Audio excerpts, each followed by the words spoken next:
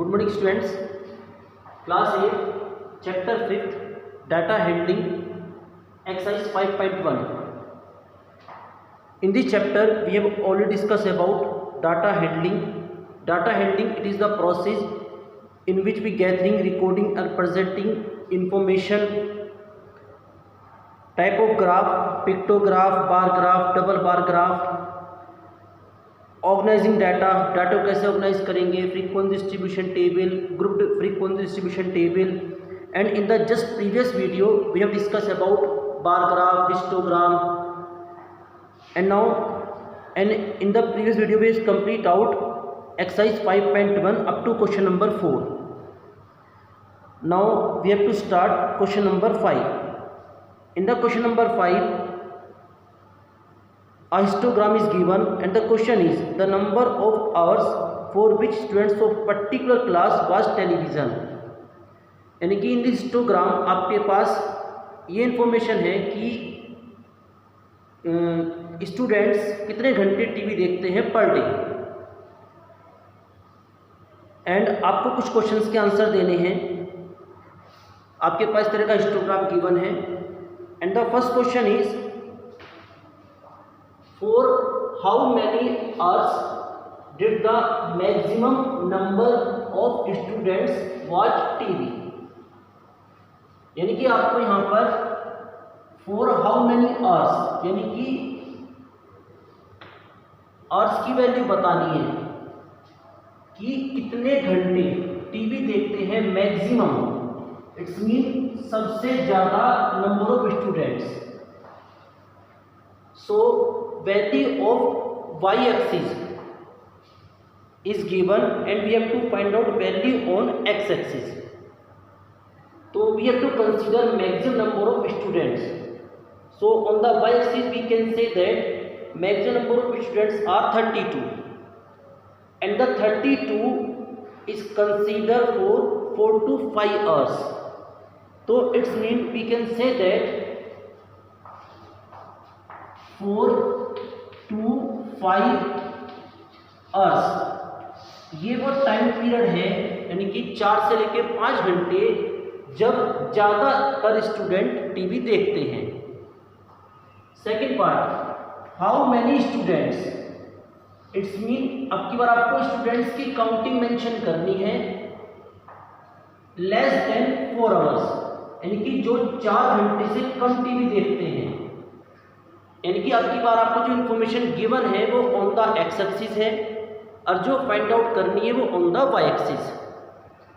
Now on the X axis 4 घंटे से कम यानी कि 4 घंटे से कम का मतलब आपको यहाँ पर देखनी है इन्फॉर्मेशन 4 से कम. तो आप देख सकते हो कि 22 स्टूडेंट्स वे हैं जो 3 से लेकर 4 घंटे टीवी देखते हैं.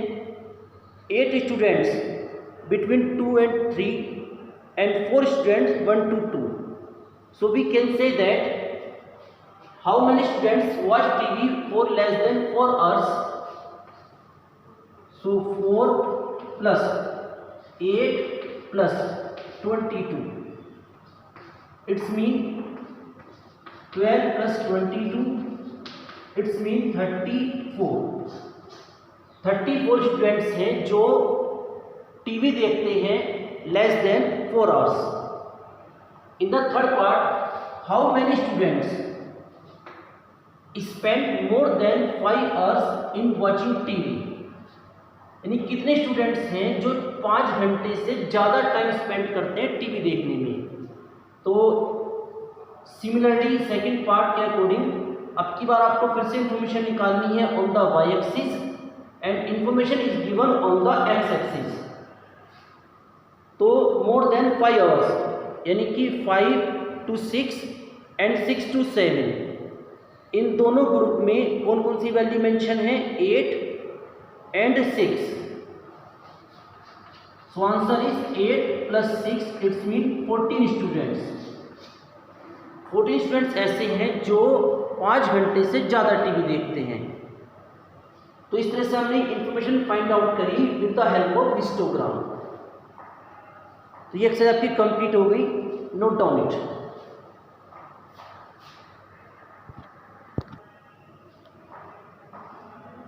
Okay students, now start next topic of this chapter, and the topic is circle graph और पाई चार्ट। सर्किल ग्राफ और पाई चार्ट हम already bar graph and histogram के बारे में पढ़ चुके हैं। नाउ सर्किल ग्राफ और pie chart, data represented in circular form. जब डाटा को आप एक सर्किल की फॉर्म में शो करोगे, यानी कि आप एक सर्किल का क्रिएशन करोगे डाटा का यूज करके, तो उसे कहा जाएगा सर्किल ग्राफ। आप देख सकते हो पेज नंबर 77, पेज नंबर 77, यहाँ पर दो सर्किल बने हुए हैं। In the both circles something information is given. In the first circle we can say that some information is given is a sleep, school, play, homework, others। यानी कि एक बच्चा अपनी पूरे दिन की एक्टिविटीज़ को शो कर रहा है इसके अंदर। और इन द सेकंड आप देख सकते हो age group of people in a town, कि एक टाउन में रहने वाले लोगों का एज ग्रुप, यानी कि 15 to 16 ईयर्स वाले कितने पर्सन्स हैं, ETC। तो जब भी हम इंफॉर्मेशन को एक सर्किल की फॉर्म में शो करते हैं तो वो कहलाता है सर्किल ग्राफ और pie chart. Second point, the whole circle is divided to sectors. यानी कि अगर आप सर्किल ग्राफ बनाओगे तो आपको पूरा सर्किल सेक्टर्स में डिवाइड करना है। इट्स मीन जैसे सर्किल है तो इसमें कितने सेक्टर बने हुए हैं, 1 2 3 4 5, यानी कि हमने इसको 5 सेक्टर्स में डिवाइड किया है। And third point, the size of each sector is proportional to the information it represent। यानी कि हर एक सेक्टर का साइज किस पे डिपेंड करता है, उस पे इंफॉर्मेशन पर। यानी कि इंफॉर्मेशन में वैल्यू इतनी ज़्यादा होगी उतना ही बड़ा सेक्टर बनेगा। यानी कि सेक्टर और इंफॉर्मेशन में जो वैल्यूज होती है दोनों की रेशो इक्वल चलती है। अच्छा, इसके कुछ एडवांटेज हैं, यानी कि इसको बनाने के कुछ फ़ायदे हैं जो हम स्टडी कर सकते हैं। एक तो ये सबसे सिंपल और इजी है, मतलब हम इसको देखते हैं तो बड़ी इजीली तरीके से हम किसी भी इंफॉर्मेशन को समझ सकते हैं, और ये बहुत इफ़ेक्टिव है कम्युनिकेट करने में। लेकिन इसका कुछ डिसएडवांटेज हैं। जब हमारे पास इंफॉर्मेशन ज़्यादा होती है, यानी कि जब हमारे पास काफ़ी ज़्यादा पीसीस में डाटा इन्फॉर्मेशन होती है, जैसे कि यहाँ पर है कि एक स्टूडेंट्स ने अपने पूरे दिन की एक्टिविटीज़ दिखाई, sleep, school, play, other, homework, यानी कि टोटल 5 एक्टिविटीज़ हैं। तो कोई दिक्कत नहीं है पाई चार्ट में। अगर एक्टिविटीज़ ज़्यादा आ जाती हैं 6 7 10, तो उस समय पाई चार्ट थोड़ा सा प्रॉपर वे नहीं होता शो करने का, क्योंकि इसमें छोटे छोटे सेक्टर बन जाते हैं। तो इसलिए जब भी डाटा की ज़्यादा पीसीस होंगे तो ये हमारा पाई चार्ट फेल हो जाता है। I hope you understood. इसके 3 पॉइंट नोट कर लो आप। इसके हम स्टार्ट करते हैं exercise 5.2।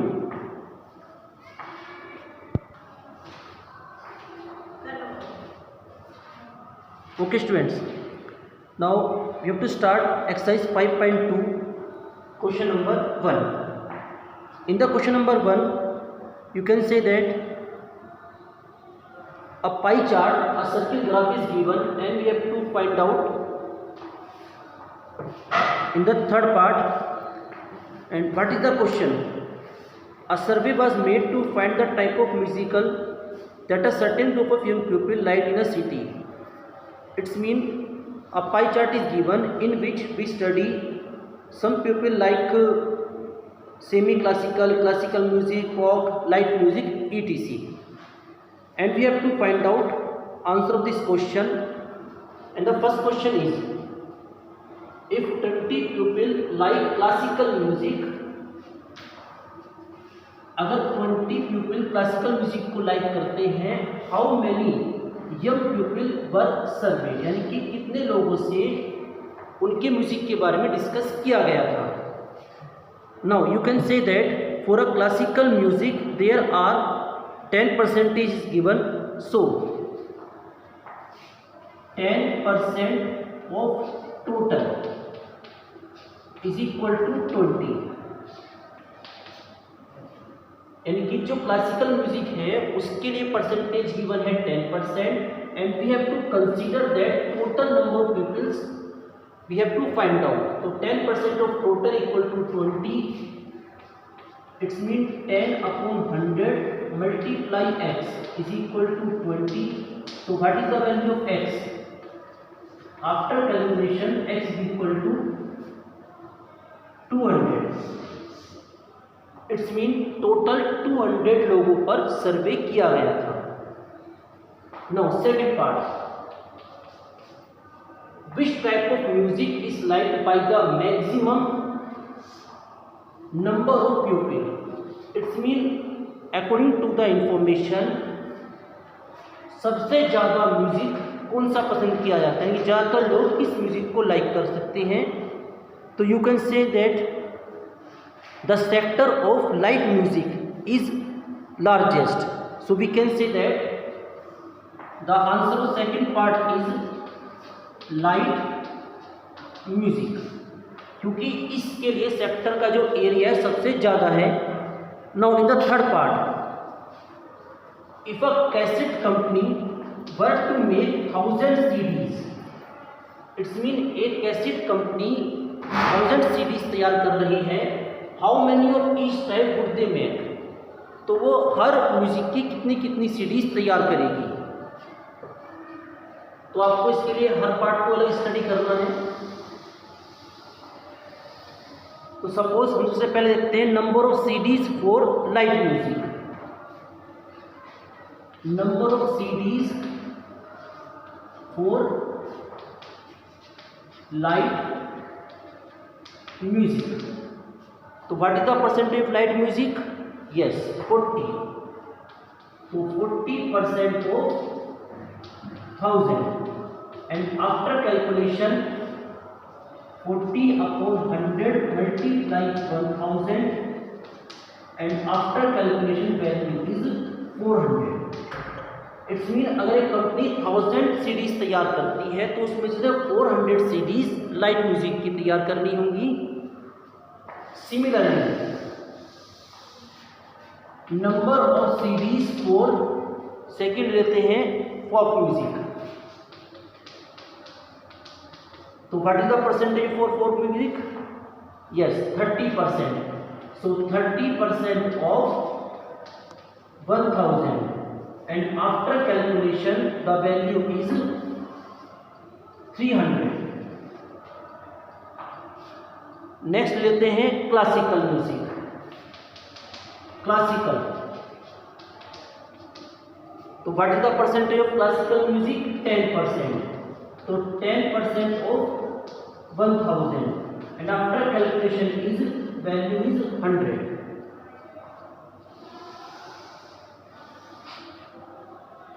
Next semi classical music.